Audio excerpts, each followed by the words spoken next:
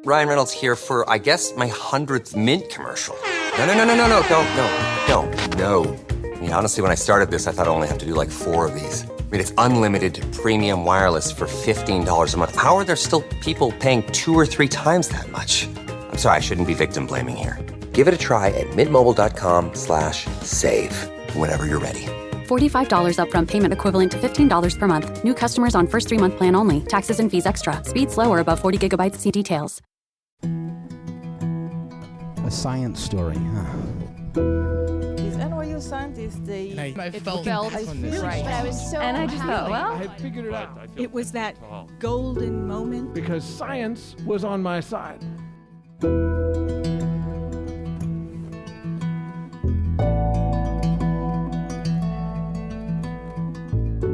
Hey everyone, welcome to the Story Collider, where we bring you true, personal stories about science.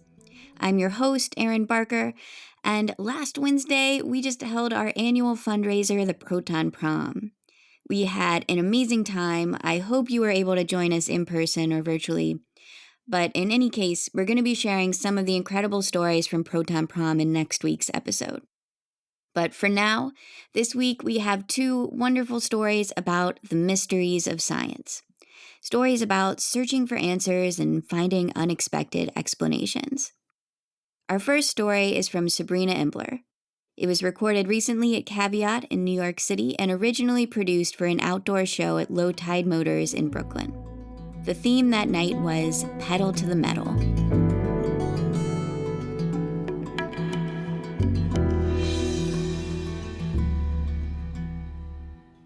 So I'm at Reese Beach, which is a gay beach in New York City, and it is a perfect day. The sun is out and blisteringly hot, and I'm surrounded by queer and trans friends and crushes and people I matched with on Tinder and people that I wish I matched with on Tinder. And my friends and I put our towel down in a relatively quiet patch of sand, which is to say that we are still surrounded by multiple speakers playing different Lady Gaga songs, like we are in a Lady Gaga multiverse. And the sun is so hot, I start to sweat, so I grab my goggles and I run into the water. And that's when I realize that the ocean is filled with this mysterious substance. And I'm not talking about sperm, although sperm was also definitely present in the ocean that day. But the waves are filled with these tiny gelatinous blobs, clear and oval and about the size of a Mento. It feels like swimming in boba. And when I get out of the water, I see that the blobs have washed up on shore too, stretched out on the sand like a glittering ribbon of Jell-O. And I see a circle of people around the blobs, so I go and I join them. And we don't know each other, but we have ostensibly 2 things in common. We are gay, and we are interested in communing with nature. So together we start to brainstorm what the blobs could be. Someone guesses fish eggs, someone guesses baby jellyfish. I'm obsessed with the ocean, so I feel like I have to know what the blobs are. And together we start to brainstorm like what we know to be true about the blobs. We know that they don't sting. We know that they can be squished like Jell-O. We know that they are entirely clear except for a tiny speck of color inside.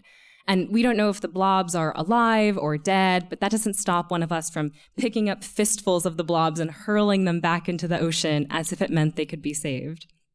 And it doesn't matter that half of us are like drunk or high or distracted by all of the hot people on the beach. We are together doing community science. We are observing the wild things around us and trying to understand what they are and how they live. And when I get home that day from the beach, the blobs are still on my mind. But I realize I didn't take a photo. All I have is my memory. So I start furiously Googling. Strange gelatinous blobs, Reese Beach. Why were there tiny blobs at the beach? What on earth were these jelly-like things on Reese Beach? And I find nothing, which made me confused. Like, why would something as wondrous as these mounds of seemingly deceased gelatin not at least make the local papers? And then a year passes, and then another, and each time I go back to Reese, a small part of me hopes that I'll see the blobs again. But I never do. And then it's April 2020, the first spring of the pandemic, and I see on the internet that a 28-foot-long humpback whale has beached on Reese its belly up and white fins outstretched like an angel. And when I see a photo of this whale, I feel moved, but I also feel annoyed. Like, why did this one whale get a story in the local news when thousands of gelatinous blobs did not? And then I remember that I am a science journalist, which means that it's my job to spend hours on the internet prying into the private lives of animals. Like, why wouldn't I be able to sleuth out what these mysterious blobs could be? So I start digging and digging through Google like a determined little mole until I think I've cracked the case. I become convinced that the blobs I saw were salps, which are a kind of gelatinous zooplankton, the fragile, gooey creatures that spend their entire lives in the water column of the ocean. Salps drift through the water in enormous chains, some curving like a snake and some coiling like a snail shell. And one chain of salp is actually made up of hundreds of identical clones, each of which is an individual salp. So one salp is actually a colony of salps, all attached and moving as one. And salps don't spend their entire lives in these chains. They actually alternate between different life stages, the colonial chain stage and a solitary individual stage. But despite this alternative lifestyle, salps are actually much more closely related to us than something like a jellyfish. They belong to a group of animals called tunicates, which are related to everything with a backbone, which means that day on the gay beach, I may have booped my distant spineless cousin. But I don't know if I can trust this identification, right? Like, I just learned about salps a couple of hours ago, and gelatinous blob is kind of the ideal body form for a lot of the ocean. So I decide to run my idea by people who are smarter and wiser than me, who have multiple degrees. And I email a bunch of professors who study the seas around New York. The first professor says that he studies fish and not blobs, so he can't help me. And the second professor doesn't respond to my email. And the third professor tells me that salps are actually pretty rare in New York City. And what I actually saw were probably comb jellies, which are a different kind of gelatinous zooplankton. But when I look at images of stranded comb jellies, they just look wrong. Like, they're really round and symmetrical, and they have these little white stripes along the side. And then I email a park ranger named Dave, who works at Reese Beach. And Dave thanks me for my question and says it would be impossible to identify the blobs without a photo, and also that his week is very busy trying to dispose of the carcass of a 28-foot-long humpback whale. And at that point, I feel defeated. Like, I don't know who else to ask. I worry that I'm wasting everyone's time. And even though I ostensibly got an answer that the blobs I saw were comb jellies, I just can't bring myself to believe it. And the longer I spend on Google Images looking at one image of gelatinous blobs and comparing it to another, I start to feel my original memory of what I saw begin to fade and blur. So I give up and I stop looking. And later that summer, the first summer of the pandemic, I go to Reese for the first time in more than a year. And there are no blobs, but there are also no people. The beach is empty, devoid of humans and our music and our noise and our trash. And even though Reese has never looked so wild, it's also never looked so wrong, so against its nature. And the summer after vaccines, my partner Ting and I become reacquainted with crowds. And we go to a friend's birthday party where we meet a surfer named Momo, who runs a surfing club for queer and trans people and people of color out in the Rockaways called Benny's Club. And Ting and I have never surfed before, but we want to make new friends. So we sign up for a lesson with our friend CV. And we show up to the beach, and the Benny's Club tent has this enormous pride flag just dangling from it. And that's where we get our 15-minute surfing lesson. So for 15 minutes, they show us how to pop up, which is the act of like jumping onto your surfboard and sticking your feet on the foam and standing. And after 15 minutes, they say, "You're ready." And they send us out into the water. And I feel so scared. And like the waves, which looked really, really small in the distance, are so big close up. And they keep slapping me in the face and knocking me over, but I keep paddling out.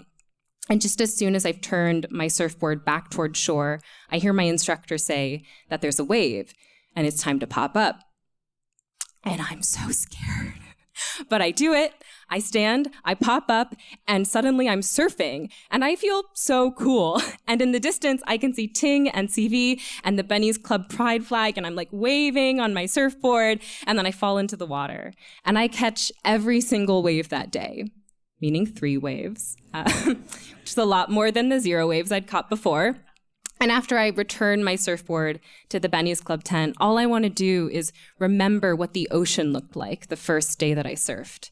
So I'm just walking along the shore, and in the ocean, I can see Momo and all these other queer and trans surfers popping up and sailing towards shore and screaming and laughing and falling back into the water. And I'm so engrossed by what I see that I almost don't notice it when I feel something squish between my toes. Something that feels unmistakably like Jell-O. And I know what it is before I even look down. The blobs are back. And I gather them into my hands, just fistfuls of blobs, and I'm running back towards the Benny's Club tent. And I'm so happy because all I can think about is how I can finally take a photo and send it to Ranger Dave, and he can tell me what the blobs are. And I see Ting and CV, and I'm talking so frantically about the blobs that like everyone around us notices. And Momo comes over. And he takes one look at the blobs in my hand and looks me in the eye and says, "Oh yeah, those are salps. I see them all the time when I'm surfing." And I lose my shit. And I start to laugh. Like, I feel so stupid for having emailed all of these people who I thought were the real experts of the waters around New York, all these professors and park rangers. But all this time I was asking the wrong people. Like, of course, someone who spends every morning in the summer swimming out into the waves would come to know the wild things swimming around them. And it also felt exquisite that all this time a gay person had the answer. And then Momo starts to tell us about the salps, how often they paddle out with their board and see them just below the surface of the water, coiling like a snail or curving like a snake, how often Momo reaches down and touches them. And then I start to wonder, maybe salps aren't that rare in New York City. Maybe you just need to know where to find them. And maybe I could have trusted myself this whole time. Thank you.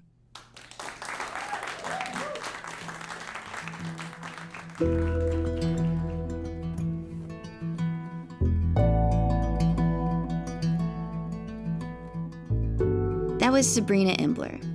Sabrina is a writer based in Brooklyn. They're currently a staff writer at Defector Media on the Creature Beat. Their work has appeared in the New York Times, The Atlantic, and Catapult, among others.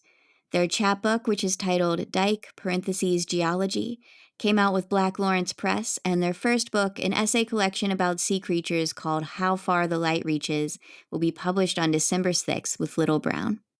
All right, before we continue with today's episode, a couple of reminders. If you missed the Proton Prom, don't worry. We have plenty of other shows coming up in St. Louis, East Hampton, Massachusetts, Atlanta, Winter Harbor, Maine, and much more. Some of these shows are outdoor shows, too. Check out storyclutter.org/shows for more information. We also have our next online science story slam coming up on June 17th. Again, find out more about that at storyclutter.org/shows. If you would like to learn more about how to tell a science story, check out storyclutter.org/education. We offer private workshops, both online and in person for groups, and we offer public courses for individuals online as well. Find out more at storyclutter.org/education. And finally, if you're a fan of this podcast, and if you, like all of us at the Story Collider, believe in the power these stories have to reveal the humanity behind science, to change our understanding of how science happens and who it belongs to, please consider donating to the Story Collider at storyclutter.org/donate. You can also sign up to support us on a monthly basis at patreon.com/thestorycollider. Our Patreon supporters can receive an ad-free version of this podcast, as well as occasional bonus episodes and other gifts. We're so grateful to everyone who helps to make our work possible. What's the best way to learn a new language? Immersion. But sometimes that's not in the cards. But you can still learn a language the second best way, and that's with Babbel. Now, I might only be 1 week into learning German with Babbel, but I'm so excited to start being able to speak German with my mom. With Babbel, you can learn everything you need to have real-world conversations, and all it takes is just 10 minutes a day. One study found that using Babbel for 15 hours is equivalent to a full semester at college, which is bonkers. But Babbel is conversation-based learning with science-backed cognitive tools like spaced repetition and interactive lessons created by real language teachers and voiced by real native speakers. So here's a special limited-time deal for our listeners. Right now, get up to 60% off your Babbel subscription, but only for our listeners at babbel.com/story. Get up to 60% off at babbel.com/story. Spelled BABBEL.com/story. Rules and restrictions may apply. Isn't the point of traveling to get away from it all? To feel the best you've ever felt? Then maybe you should check out Aruba. You'll spend your time relaxing on cool, white, sandy beaches and floating in healing blue water. You'll meet locals brimming with gratitude for an island that redefines what a paradise can be. When your trip comes to an end, you won't need another vacation because you just had the vacation. That's the Aruba effect. Plan your trip at aruba.com. Our second story today is from Derek Traub. It was recorded back in the before times in August 2019 at the Lyric Hyperion in Los Angeles. The theme that night was Breaking the Code.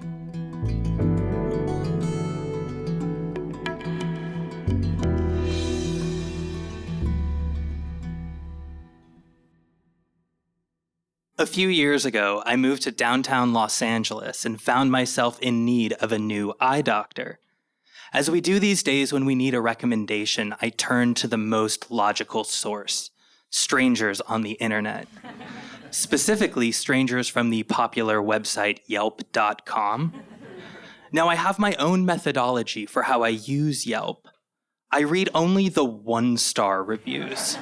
Because I figure if the complaints levied there are things I can live with, then it's probably a good fit. This is how I found Dr. Hoff, an older ophthalmologist with thinning white hair and a well-trimmed beard. Picture Santa Claus in a lab coat. Now, Dr. Hoff's Yelp detractors cite 2 main grievances. 1, he is exceedingly eccentric. And 2, he likes to talk. A lot. One reviewer recommends setting aside at least 2 hours for a routine eye exam.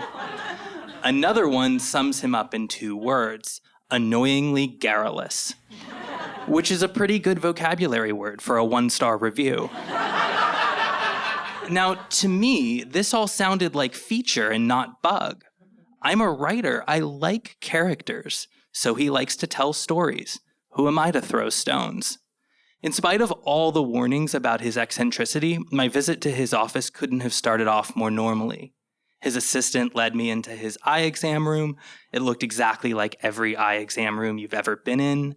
A few minutes later, the doctor shuffled in. He introduced himself, told me a little bit about his practice and his career and his personal life and his daughter and her career, because she had just become a doctor herself, and he beamed with pride telling me all about her accomplishments, which then segued into a comparison between what it took to become a doctor in his day versus today. And I'm sitting there listening to all of this thinking, we're always in such a hurry. I'm just going to let Dr. Hoff riff as long as he wants. Eventually, he gets down to business and asks me for my medical history, which is then my turn to go into my life story. I tell Dr. Hoff that I was born with a design flaw in my left eye known as Duane Syndrome. It means that one of the muscles responsible for moving my left eye to the left doesn't work. Other than having somewhat limited peripheral vision on my left side, there are no real day-to-day consequences of Duane Syndrome. At least none that I was aware of. Dr. Hoff asked me if anyone ever noticed the lack of mobility in my left eye, and I had to think about it for a minute because it hadn't happened for a long time. But yes, there was one day in the 3rd grade when my classmate came up to me on the playground and said, "Derek, are you cross-eyed?" I said, "No, I'm not cross-eyed." I didn't actually know what cross-eyed meant, but it didn't sound good. She explained that sometimes one of my eyes would look at her while the other one wouldn't. This definitely didn't sound good. Through a series of experiments, she and I discovered that when your left eye doesn't move to the left, if you want to look at someone on your left, you need to turn your whole head, or you're going to look half cross-eyed. On my right side, though, no such problem. In essence, I learned what America would learn about 10 years later from Tyra Banks. I had angles. Dr. Hoff told me I was lucky I had such a candid classmate, or who knows how long I would have gone without figuring this out. He had a point. He then asked me when I started wearing glasses, and I told him that it was in my early 20s. And as the years wore on, my right eye, with the full mobility, kept needing a stronger and stronger prescription, while my left eye, with the Duane Syndrome, remained perfectly 20/20. In fact, to this day, the left side of my glasses are just a piece of glass. As I'm explaining this to Dr. Hoff, it occurs to me for the first time that maybe the Duane Syndrome and my uneven vision are somehow connected. I asked Dr. Hoff about it, and he thinks for a minute and says, I don't know, but if you had some time, we could play some games and find out. I did have the time. I had blocked off the recommended 2 hours. And I was genuinely curious what playing games with Dr. Hoff would entail. So after the usual eye exam, Dr. Hoff had me look again through the viewfinder of the Better 1, Better 2 machine. He closed the blinder over my right eye, and with my left eye, he had me follow a letter T that he projected on the wall and moved all around my field of vision. Then he did the same thing in reverse. He closed the left blinder, and with my right eye, he had me follow the T. Then things took a turn. Dr. Hoff closed both eye holes, blacking out my vision entirely. He then asked me what I could see. I sat there looking at the darkness, thinking, maybe I shouldn't have ignored all those 1-star Yelp reviews.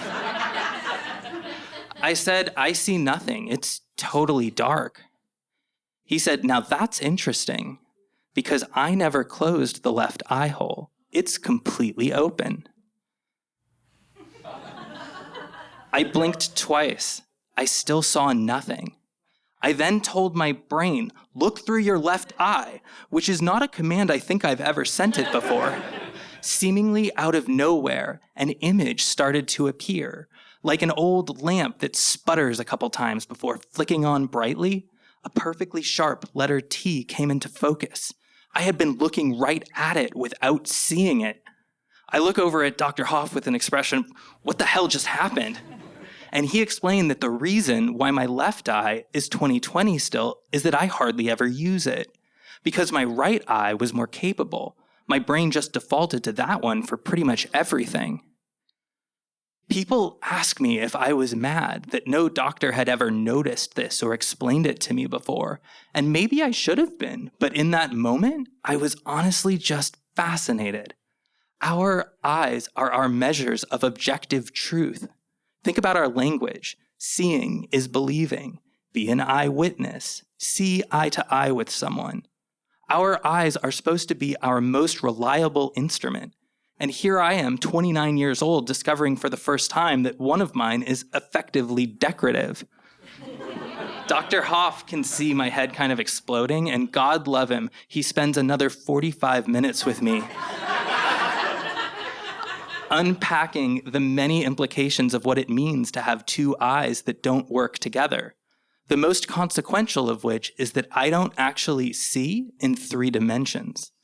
Now, this is non-intuitive, and it took him a little while to explain, but basically our brains compare the visual information received from one eye versus that from the other eye in order to triangulate the position of objects in 3-dimensional space.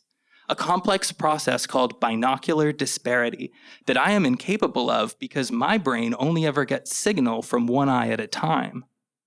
I asked Dr. Hoff why the world doesn't look like a cubist painting to me, and he explains that brains are great at finding workarounds. Mine uses other clues in the environment to paint 3-dimensional pictures. If an object is blocking another object, it must be in front of it. If it's small, it's far away. But there are limits to what these workarounds can do. Limits I wish I had known about earlier in life. I think back on my childhood and all the fly balls I dropped, or the swinging high fives I flat out missed and then had to pretend like I missed on purpose to be funny, or those insidious Magic Eye puzzle books from the 90s where I never saw a single hidden image. Or more recently, the 3D movies I went to that just looked blurry. No consequences of Duane Syndrome? There were consequences everywhere I looked. We're conditioned by Greek mythology and Dickens novels to think that our physical differences carry deeper psychological meaning or grant us special understanding of the world. As far as I can tell, seeing in 2 dimensions doesn't do any of that for me. But it does mean I can stop feeling bad about how uncoordinated I've always been. And I also get to just skip those 4 Avatar sequels. And for that, I am supremely grateful to Dr. Hoff, who spent more than 2 hours with me that day, opening my eyes. I walked out of his office feeling strangely uplifted. I realized it's not Greek mythology, it's Greek philosophy. All of Socrates boils down to this one idea: know thyself. Life is a journey of self-discovery. And as with Socrates, we very often make these discoveries through dialogue. Whether it's with an overly candid 3rd grader or an overly loquacious ophthalmologist, we have to ask each other questions. We have to leave time to play games and experiment.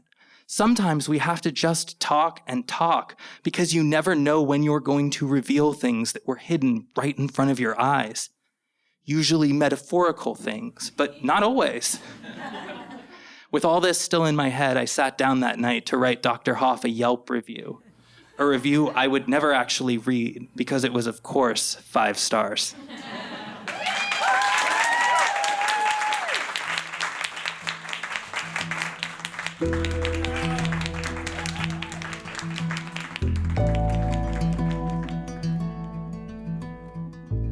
That was Derek Traub. Derek is a writer and storyteller currently living in and frequently writing about Los Angeles.